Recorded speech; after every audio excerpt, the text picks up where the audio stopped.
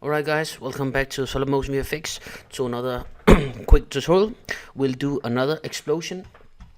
If you've been following my channel, then you'll see here we have this FumeFX Cinema 4D explosion the easy way. There's just a simple setup how I used an emitter, the particle emitter, to do that one. We're gonna use the same setup here, but this time instead of using the particle emitter built in, we're gonna use the thinking particle. So there's only these two we can choose from the built-in particle system which Cinema 4D has to offer at this moment. I do hope, which I also mentioned in the previous tutorial, that Cinema 4D will acquire X particles, or somehow FumeFX will integrate that so it's renderable. Alright, so let's go ahead with the first part, which is the the thinking particle setup. Then we do the FumeFX setup, and then we'll end up doing the ARNOLD render setup. So let's jump in. First, we want to create a null, and I just want to say briefly that we have to go in and use Espresso, but not the kind of Espresso you think. So we're not going to do any intimidating things, because I know nothing of Espresso. I only learned it because of the tag, because we're going to use that in order to actually use the thinking particle to manipulate its position. So don't be intimidated, just see what I'm doing. It's pretty easy, this fix. So we'll start creating a null object, rename it to emitter push, because basically that's what it is. And then we're gonna assign a Espresso tag to it. So programming tags Espresso, and here we have it. And we're gonna drag the emitter null object down to the Espresso node interface, and then right click, new node, thinking particles, generator, p-storm. And if we just play the video here, this is what we have right now, but we have no control of how to position it as it is. So that's where this comes in place. So let's get the global matrix exposed, as well as its global position, and we want emitter alignment to the, let's rearrange these, emitter alignment to the global matrix, and the global position to the emitter position. And let's play again, and if we have moved the null now, it should move along quite nicely. So that's perfect. So while I have that, I want the attributes up for the p-storm. Click on it, it's here. I'm gonna log it. So right now I got it locked. I can close this down, and let's go into the rotation.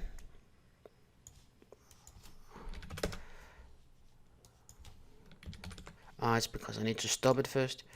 Let's go in 90 degrees, 0, and 0 out these. What do we have now? Now they're going up like this. Okay, so let's start set this up. The type you can choose between rectangle or circle. We'll choose a circle for this. We want a shot, and we want approximately 1500 frames. So this is what we have now, and we only want them for, let's say, 1 frame. Then we go 1 frame ahead, and we say 0 here, 0. Let me see, 0. What am I doing wrong here? 0.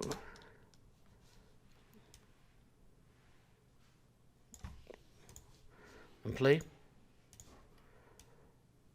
So now we just got this one shot coming up. Okay, and the live, we only want them for 10 frames, and we're gonna give it some speed, 450. So they're like kind of bursting out, and speed variation of 20%. Let's see what we got. Yes, And then for the angles, we do 180 on the X file and 180 on the Y file, and let's see what we got. Yes, now it's already bursting out to every side here, and this is exactly what we want. Let's look from the top. So that's exactly what we want. So, and the life, we set that to 10. So basically that was our thinking particle setup, and what we have to do now to get it inside the Fume, as always, we're gonna choose the particle source, and inside the particle source, let's just unlock the key here so we can see the parameters here. So you cannot just drag this null object down here to get thinking particles inside. So you have to go up to simulate thinking particles settings, and then from the settings you'll take this, all your particle group, you can name this whatever you want, and just drag it down here like so. And now you can see it's been detected by the yellow radius where we have, which is controlled by the particle source. So go into the radius, bump that up to 3,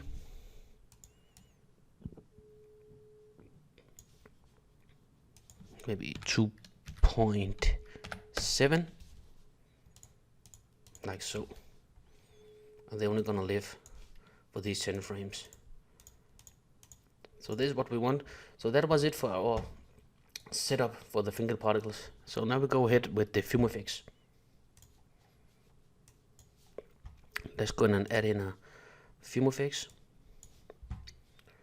and in the object source, the particle source is already dragged in, so we'll go over to viewport, enable GPU, general, just increase it,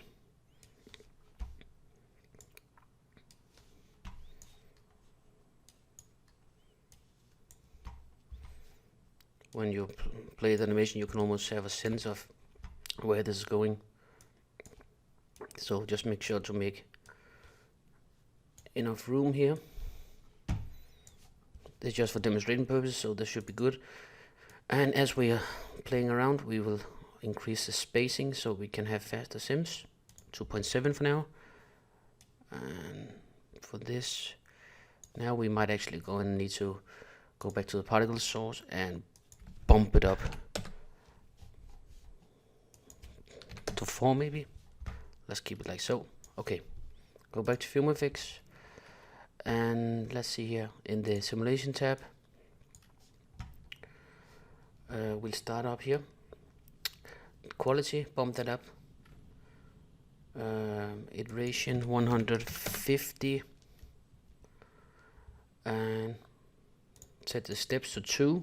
We have fast moving particles, and let's see here, advection strive 0.5 time scale. We can actually put that 1.3 for now. Gravity, we'll leave that. Rotate to shrink 0.8, like so. And let's also see here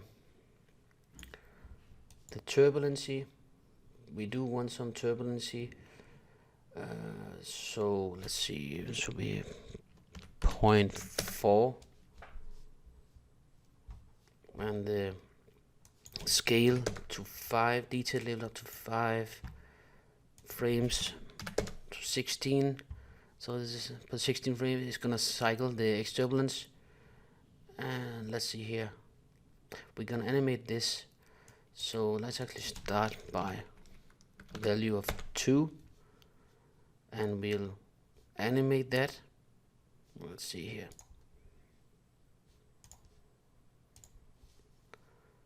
Two here, and then a couple of frames in.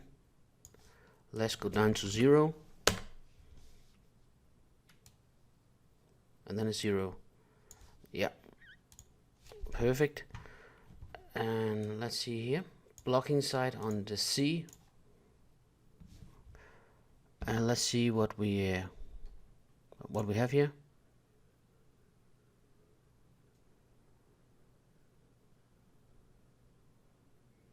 Remember, we are working in low res here.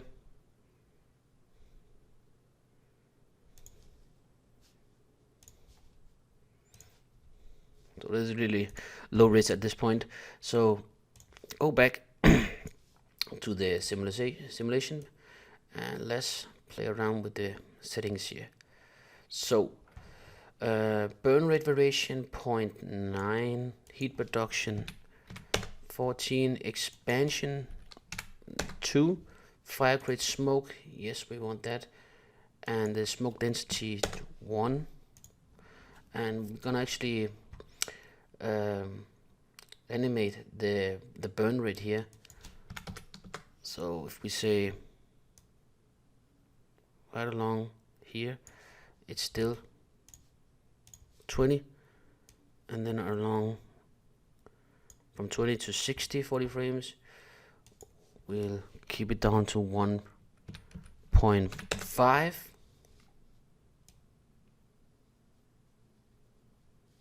Yeah, that's good. Okay, and let's see here. If we go down for the smoke strength, let's get it down to 2. And what is it actually? I want to lower that even further down. Scale is 5, so this looks good here. Even the advection strive, actually, I can lower that 0.4, like so.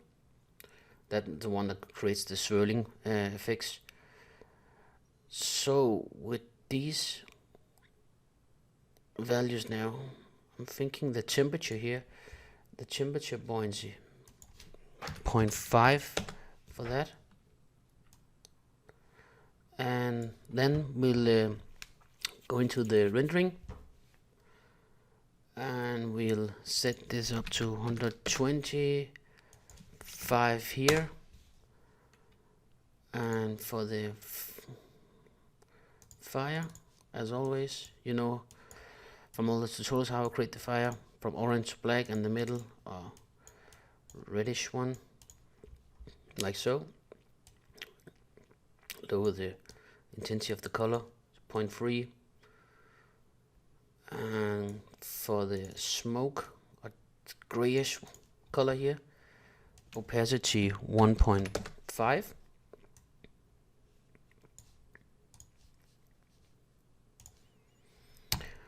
And then let's go in and set up our lights. So we can set up a light here, and just ensure your light source that it has ray traced hard on. We'll create just a couple of more here, position differently.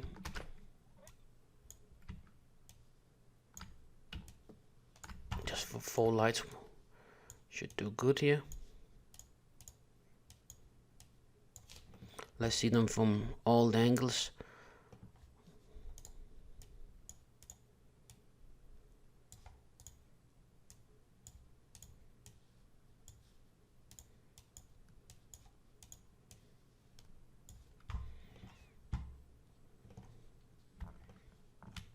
Okay, and then we'll make sure that we have these 4 lights inside our FumeFX in the illumination tab. So just bring them in here.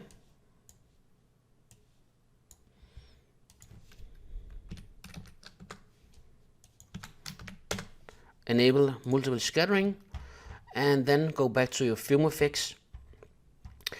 And inside the FumeFX, let's actually go for better quality now. So this will definitely increase your simming, and also when you go to final render, which you can see here, your simulation is going to take up to 9.7 gigs of storage. So it's going to take a while, but this should be the settings we should go with for now. And then you just go ahead and start your simming and let it sim out. Okay guys, so after you sim out, you have your explosion, and as you can see here, because of the detail, we could have gone even further down. The version you saw before was 0.7. I went up to 1.7 just so I can speed up this tutorial. But you can go in and make much nicer detail than this. So that was the setup. And right now I have Arnold render on. So basically, you want to go in to render setup and choose Arnold render, and bump up your camera AA to 7, diffuse to 5, SSS to 7, and your volume indirect to 6. And then when you have that set up, I'm just gonna play the IPR over here. Then what you're gonna do is that in order for this to work in FumeFX, let's see here, in FumeFX rendering, you're gonna choose volume shader. You're gonna choose from standard to FumeFX Arnold volume. When you have that on, ensure your smoke channel is selected down here. When that's selected, then you go to create Arnold volume, standard volume. And now the fun part for Arnold begins, and this is where a lot of question comes in. And basically, I just wanna also tell you guys that this tutorial here, this is the creator of FumeFX. So Sidney Ciardi from Afterworks, they have created this wonderful plugin for Cinema 4D. And in this tutorial, the latest one he just released, like yesterday, here he actually goes in and tell you about exactly the same setup, which I will show you. So that is my reference. So when you have created your Arnold volume, basically just go up and drag it and put it as a material on your FumeFX grid, like so. And look at the IPR window now. Just get this, you see the reflection from our lights, but you just get this grayish cube-like color. Double click your volume, and here is where all the magic is gonna happen. So the density right now, no matter what you do, this is the one that's gonna change. But in order for it to see, you have to write in exactly this channel name, which is smoke, with a capital S, and then smoke, hit enter, and voila, this is what you have. Really nice. And the density just makes it more dense. So this is a value of 1. Look at the value of 10. We get a much more dense look inside here.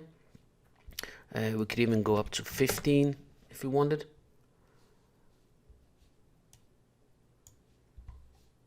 And of course, right now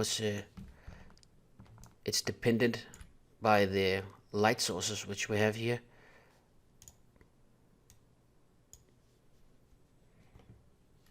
So let's see from the top.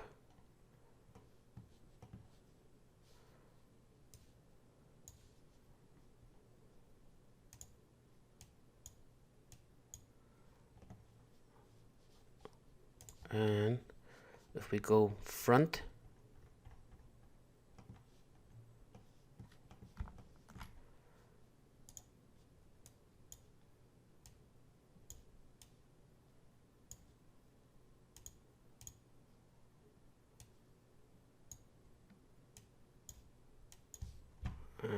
intensity up,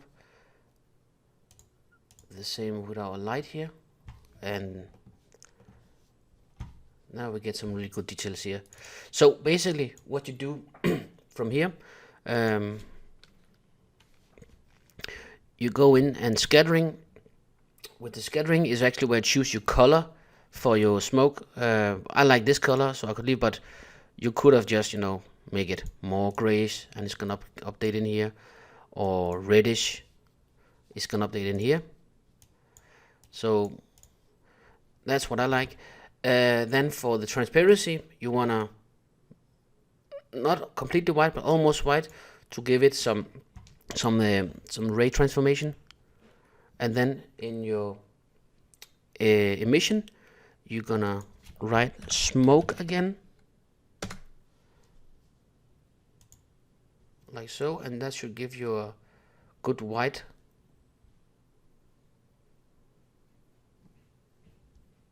sampling here. And the same with temperature, write smoke here. And now here is where you play with the Kelvin, depending on your final look. So right now it's really bright because it's really hot, 500 Kelvin or 5000. So if you say 1000, you're gonna change the look dramatically. Or 500, you get some really nice looking over here. Or even 100, then you're losing your firing look. You just get your smoke. What about 150? You see they start to show. And let's say 200, then you get this color, which is pretty nice. So basically that's how you play and manipulate with Arnold. If you go into After Effects, then I just want to show you one last thing. This is just a regular explosion here. Added a curve effect here in After Effects, which gives it this really nice look. So this is the normal render, and if we go into the Arnold, here I did another render with the same settings, just rendered out with Arnold instead. So let's say frame 39 on this one, then you can compare. You get much more detail, much more plumbing on this. This one we just rendered out from Cinema 4D. This effect here, that is this one. So play a little bit with the color, with some glow effect and curves, and you can get some really nice explosions. So basically that was it, guys. Thank you for watching. We covered thinking particle setup, FumeFX setup, and Arnold setup. So thank you for watching. Please subscribe, leave a comment. See you next time. Bye.